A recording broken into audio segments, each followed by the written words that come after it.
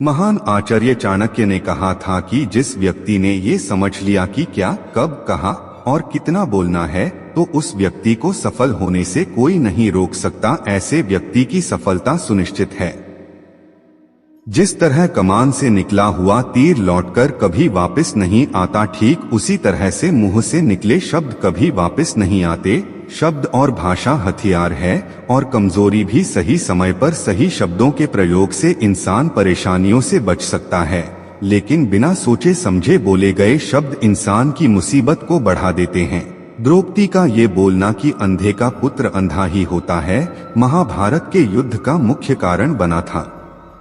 आज भी लोग अपनी जबान का इस्तेमाल दूसरों को नीचा दिखाने और खुद को बड़ा बताने के लिए करते हैं, लेकिन जो समझदार और सफल इंसान होते हैं वो ये अच्छी तरह से जानते हैं कि उन्हें किस वक्त कितना और क्या बोलना है।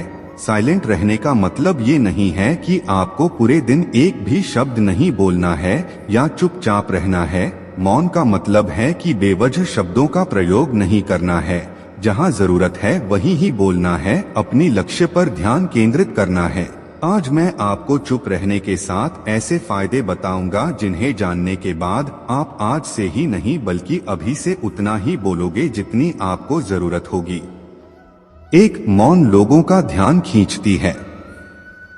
महान आचार्य चाणक्य अपनी चाणक्य नीति में बताते हैं कि उन्होंने अपने हजारों शत्रुओं को अपनी खामोशी से परास्त किया था। वो खामोश रखकर अपने शत्रुओं को विचारों में उलझाए रखते थे और सही समय आने पर वह अपने दुश्मनों को ईंट का जवाब पत्थर से देते थे।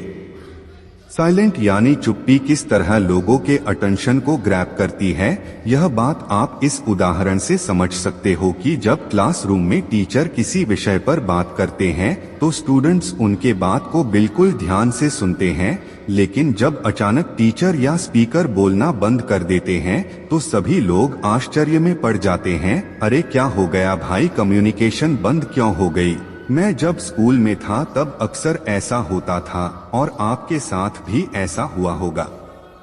ठीक यही फार्मूला हमारे दैनिक जीवन में भी लागू होता है। जब आप अपने काम से काम रखते हो, दूसरों के मामले में दखल नहीं देते हो, जरूरत हो तभी बोलते हो, तो लोगों का ध्यान आपके ऊपर जाता है।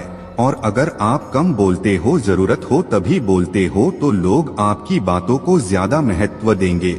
लोग आपकी बात को उन लोगों की तुलना में ज्यादा प्रेफरेंस देंगे, ज्यादा याद रखेंगे जो लोग बिना जरूरत के बकबक करते रहते हैं। 2, मौन बातचीत में मदद करता है। शांत रहना मोल भाव यानी नेगोशिएट करते वक्त आपकी बहुत ज्यादा हेल्प कर सकता है। बातचीत के दौरान जब आप अचानक चुप हो जाते हो और सामने वाले इंसान को जवाब नहीं देते हो तो ये खामोशी उस दूसरे इंसान को ये सोचने पर मजबूर कर देती है कि आखिर आप क्या सोच रहे हैं। तो फिर इसी चीज का आपको फायदा उठाना है, सामने वाले को ये सोचने दे कि आप क्या सोच रहे हैं। मान लो आप कोई डील फाइनल कर रहे हो, ये सामने वाले पार्टी को जल्दी से यस या फिर नो कहकर जवाब मत दो, कुछ सेकंड का पोज लो। आपकी ये चुप्पी सामने वाले इंसान को परेशान करेगी और वो सामने वाला इंसान बोलकर आपकी इस खामोशी को भरना चाहेगा। उनको सारी बातें बोलने दे जिससे आपको बातचीत आगे बढ़ाने में मदद मिलेगी और आपका साइड बातचीत के दौरान ज्यादा भारी रहेगा। 3, मौन आपको विश्वास बनाने में मदद करता है। अगर आप एक मजबूत रिलेशनशिप बिल्ड करना चाहते हो तो उससे पहले आपको ट्रस्ट यानी विश्वास बिल्ड करना होगा, और विश्वास तभी बिल्ड होगा जब आप सामने वाले इंसान की बातों को ध्यान से सुनोगे, यानी बातचीत के दौरान बोलोगे कम और सुनोगे ज्यादा।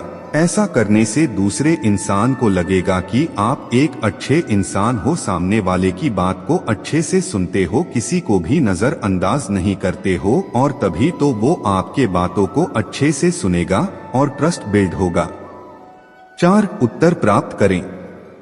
आपने ऐसे कई सारे लोगों को देखा होगा जो कोई प्रश्न पूछने के बाद रुकते ही नहीं हैं, अपनी बकबक चालू रखते हैं या फिर दूसरे को बोलने का मौका ही नहीं देते। अगर आप भी ऐसा करते तो आपको दूसरे इंसान के पर्सपेक्टिव को जानने का मौका ही नहीं मिलेगा, लोग आपके प्रश्नों का जवाब ही नहीं देंगे।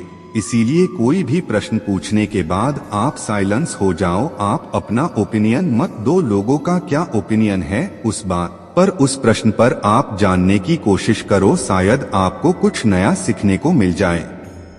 कुल मिलाकर आप प्रश्न पूछने के बाद जितना जल्दी चुप हो जाओगे आपको उतना जल्दी आंसर मिलेगा। स्वामी विवेकानंद जी जो अपनी बुद्धिमता और विजडम के कारण पूरी दुनिया में जाने जाते हैं, उनमें भी ये क्वालिटी देखने को मिलती है। वे भी अपने गुरु रामकृष्ण जी से जब भी कोई प्रश्न पूछते थे तो अपना ओपिनियन तो बाद में देते थे, लेकिन पहले प्रश्न पूछने के तुरंत बाद चुप हो जाते थे ताकि उनके गुरुदेव की क्या राय है उस प्रश्न को लेकर, उस बात को लेकर ये जान सके। 5 नम्र शक्ति। साइलेंस एक शॉर्ट पावर है, मतलब एक ऐसी पावर से है जिसकी मदद से आप सामने वाले से बिना लड़े हरा सकते हैं। इसका सबसे बेहतरीन उदाहरण है महात्मा गांधी जी, जो कि सत्य और अहिंसा के मार्ग पर चले थे और बिना लड़े उन्होंने अंग्रेजों को धूल चटाई थी। महात्मा गांधी जी जानते थे कि अगर हमने अंग्रेजों से लड़ाई की तो हम उनसे कभी नहीं जीत पाएंगे। उन्होंने शॉर्ट पावर का इस्तेमाल किया और अंग्रेजों को हराया। कई बार लड़ने से और झड़ने से प्रॉब्लम सॉल्व नहीं होती, चुप रहने से और शांत हो जाने से प्रॉब्लम सॉल्व हो जाती है। 6 विचारशील मौन। द क्वाइट बुक के ऑथर सूजन केन अपनी बुक में बताते हैं कि थॉटफुल साइलेंस कई सारी मुसीबतों से बचा सकती है।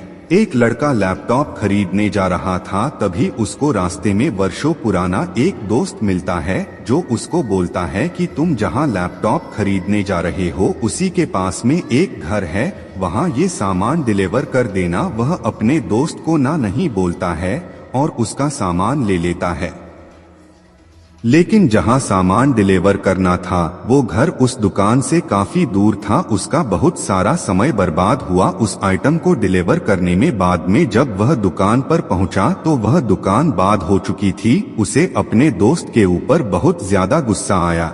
इसीलिए हमें हमेशा हाँ नहीं कहना चाहिए, ना कहने और साइलेंस के पावर को समझना चाहिए।